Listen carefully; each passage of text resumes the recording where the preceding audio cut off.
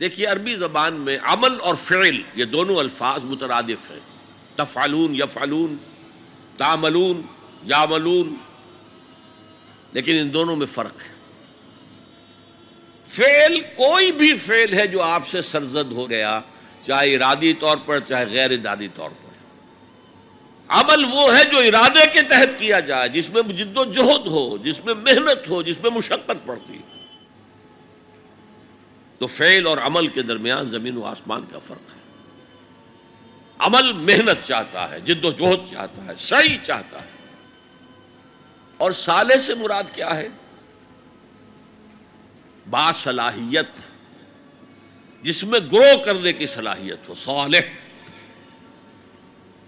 اس عمل صالح جس سے کہ انسانی شخصیت نشو و نما پائے، اس کی انٹرنل پرسنالٹی، اقبال کے اصطلاح میں اس کی خودی، اس کی انا، اس کی ایگو، اس کی روحانی شخصیت ترقی پائے، نشو و نما پائے، بلندی پر جائے، اس مقام کو حاصل کرنے کی کوشش کرے کہ جس مقام پر اللہ نے انسان کو پیدا کیا تھا۔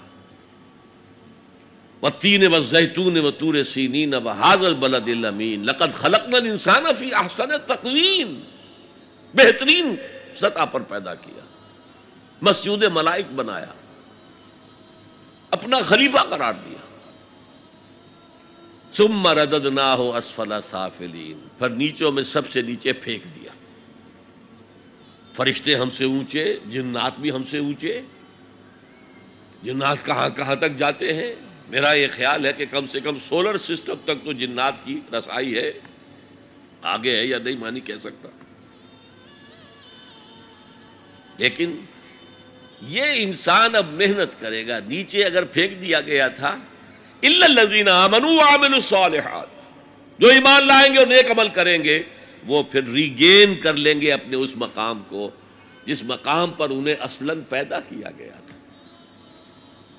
اور جو لوگ اس مقام کو حاصل نہیں کر سکتے ان کے بارے میں قرآن کہتا ہے اولئک کالانعام، سورہ اعراف میں، یہ چوپایوں کے مانند ہیں، حیوانات ہیں، بل ہم اضل، بلکہ ان سے بھی گئے گزرے ہیں۔ کیوں؟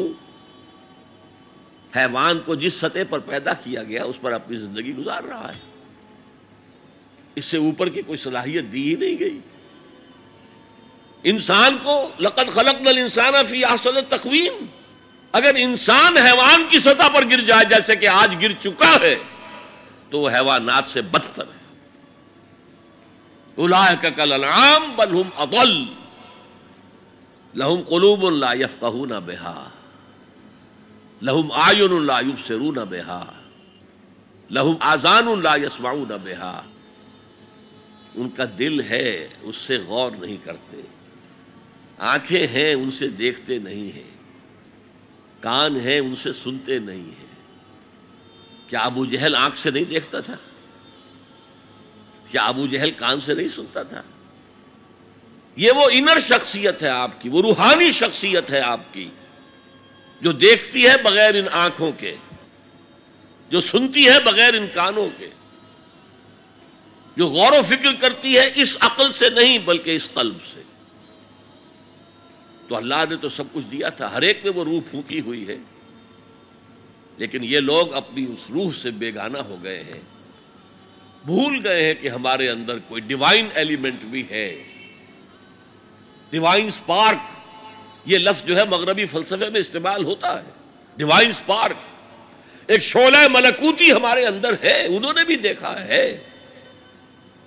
لیکن آج کا انسان خاص طور پر ڈارون کے نظریے کے پھیلاؤ کی وجہ سے، یہ نظریہ بایولوجی کے میدان کا نظریہ تھا اور بایولوجی کے میدان میں اسے تقریباً ریجیکٹ کیا جا چکا ہے، لیکن سوشل سائنسز میں اس طرح پرمیٹ کر چکا ہے، سوشالوجی میں، سائیکالوجی میں اس طرح پرمیٹ کر گیا ہے کہ آج کا انسان اپنے آپ کو سوائے حیوان کے کچھ نہیں سمجھتا۔ یہ ہیومن ٹریجڈی سب سے اونچی ہے، وہ شرف جو اللہ نے عطا کیا تھا، وہ مقام اور مرتبہ جو اللہ نے عطا کیا تھا، اس سے انسان خود مستعفی ہو گیا۔ نتیجہ کیا نکلا ہے کہ جیسے ہم کہتے ہیں کہ گھوڑا اور گدھا کیا فرق ہے؟ گھوڑا ذرا ریفائنڈ اینیمل ہے، تمکنت ہے اس میں، گدھا بیچارہ کورس اینیمل ہے، باقی فرق کیا ہے یہ بتائیں؟ اسی طرح انسان اور شمپینزی اور گوریلا میں کیا فرق ہے یہ بتائیں ہمیں؟ عمل صالح جو ہے وہ اس لیے ہے، اور یہ بھی نوٹ کر لیجئے، جب یہ صورت اتری تو عمل صالح سے کیا مراد تھا؟ شریعت تو ابھی نازل ہی نہیں ہوئی، عمل صالح ایک ہی تھا، ایک ان الذین قالوا ربنا اللہ ثم استقاموا، جنہوں نے کہا ہمارا رب اللہ ہے پھر جم گئے، چاہے مارا جا رہا ہے، چاہے دہکتے ہوئے انگاروں پر لٹایا جا رہا ہے۔ خباب بن الارت رضی اللہ تعالی عنہ لوہار تھے پیشے کے اعتبار سے، بلایا گیا، حضور پر ایمان لے آئے تھے،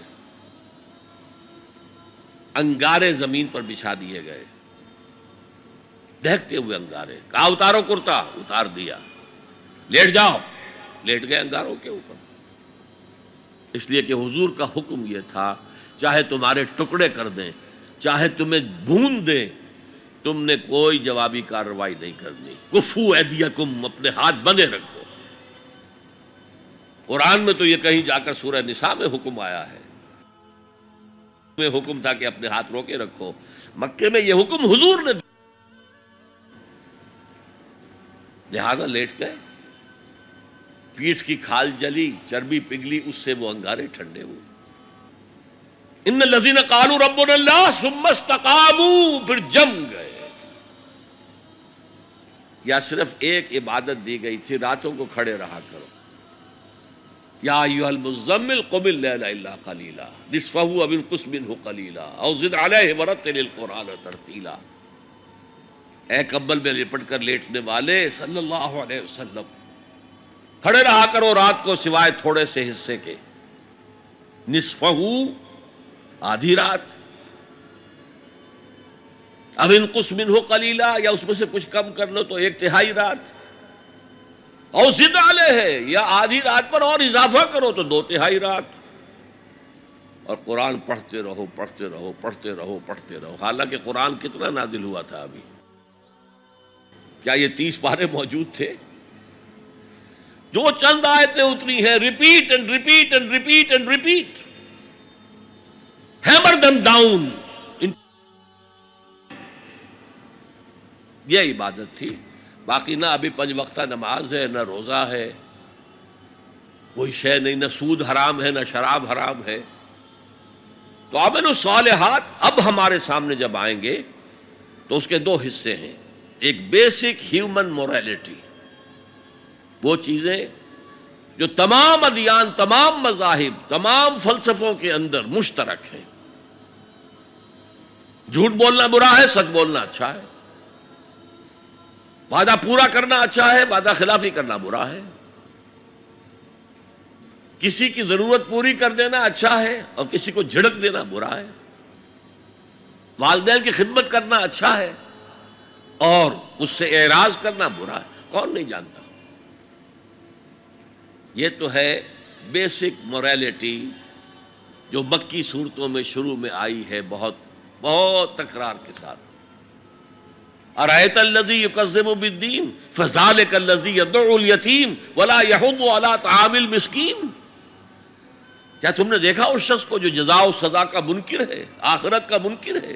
وہی تو ہے جو یتیم کو دھکے دیتا ہے، اور مساکین کو کھانا خود کھلانا تو درکنار، کسی اور کو بھی کہنے کو تیار نہیں ہے کہ کھانا کھلا دو۔ پتہ نہیں پلٹ کر وہ کہہ دے تم کیوں نہیں کھلاتے۔ ویل لکل ہمزۃ لمزہ، ہلاکت ہے ہر اس شخص کے لیے جو رو در رو عیب چینی کرتا ہے،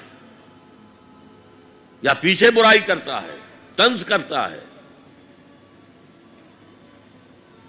ویل لکل ہمزۃ لمزہ الذی جمع مالا وعددہ، مال جمع کرتا ہے، گنتا رہتا ہے، اب میرا بیلنس شیٹ یہاں آ گیا ہے، اب بیلنس شیٹ یہاں آ گیا ہے، پہلے اتنے کروڑ کے ایسٹس تھے، آج اتنے کروڑ کے، اسی حساب کتاب میں۔